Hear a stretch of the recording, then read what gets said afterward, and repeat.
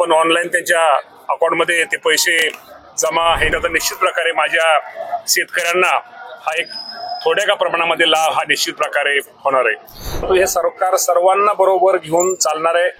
या राज्याचा कृषी मंत्री म्हणून आपल्या सर्वांना माहिती आहे की नमो शेतकरी महासन्मान निधी योजनेअंतर्गत लाभार्थ्यांना 7वा हप्ता हा कालच त्याचा GR निघालेला आहे। साधारणतः या राज्यामधल्या 92,36,000 शेतकऱ्यांना याचा उद्या त्यांना तो साधारणतः मंगळवारी किंवा बुधवारी मंगळवारी शक्यतो तो कार्यक्रम या राज्याचे मुख्यमंत्री देवेंद्र फडणवीस साहेब असतील, एकनाथजी शिंदे साहेब असतील, अजितदादा पवार साहेब असतील यांच्या उपस्थितीमध्ये हा कार्यक्रम आपण ऑनलाईन त्यांच्या अकाउंटमध्ये ते पैसे जमा हे निश्चित प्रकारे करतोय। साधारणतः 1,932 कोटी आणि 32,72,00,000 रुपयेचा निधी वितरण मंगळवारी किंवा बुधवारी होणार। त्याचा निश्चित प्रकारे माझ्या शेतकऱ्यांना हा एक थोड्या का प्रमाणामध्ये लाभ हा निश्चित प्रकारे होणार आहे।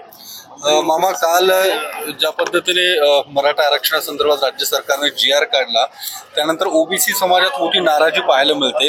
अनेक ठिकाणी GR जाळण्यात आले, GR फाडण्यात आलेले आहेत, आंदोलनं ठिकठिकाणी सुरू होताना दिसतात। अशा सरकारचं तुम्हाला एकच सांगतो, हे सरकार सर्वांना बरोबर घेऊन चालणार आहे।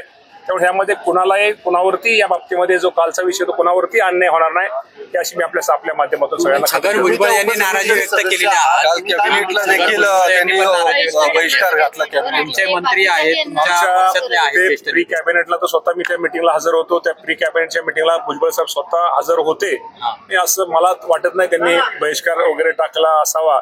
निश्चित प्रकारे इतर त्यांना कुठलं एखादं काम वगैरे अचानक कुठलं तर निघालं असावं, कारण त्याच्या अगोदरच 15 मिनिटं ते आमच्या बरोबर सगळ्यांबरोबर नाराजी जाहीर बोलून दाखवले त्यांनी। नाराजी जाण्याची तयारी आहे त्यांनी नाराजी जाहीरपणे व्यक्त या बाबतीमध्ये आपण भुजबळ साहेबांना विचारलं तर बरं होईल। तुम्हाला काय वाटतं? तुम्ही उपसमितीचे सदस्य आहे, तुमची भूमिका काय असणार आहे? जी ओबीसीची मंत्री उपसमिती GR आलाय, तुमचं नाव आहे त्याच्यामध्ये, तुम्ही ओबीसीचे मंत्री म्हणून नेमकी काय भूमिका घेणार? अजून त्याची काय कार्यप्रणाली कुठं अजून निश्चित झालेली आहे, तेव्हा निश्चित प्रकारे आता त्यावेळेस बैठका ज्यावेळेस होतील त्यावेळेस तो योग्य तो निर्णय सगळ्याच होईल। आणि सर्व आपल्याला नुसतं ओबीसी किंवा नुसतं मराठा समाज आपल्याला सर्वांना बरोबर घेऊन हे राज्य न्यायचं। त्यामुळे सर्वांनाच बरोबर घेऊन आणि सर्वांचाच विकास आणि सर्वांनाच न्याय देण्याची भूमिका ही राज्य सरकारची राहणार आहे।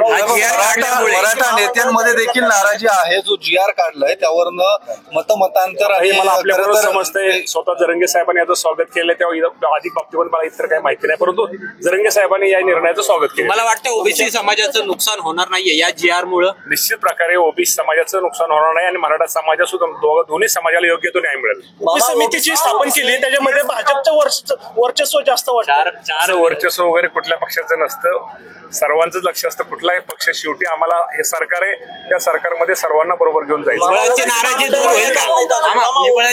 नाराजीच नाही तर दूर व्हायचा विषय नाही।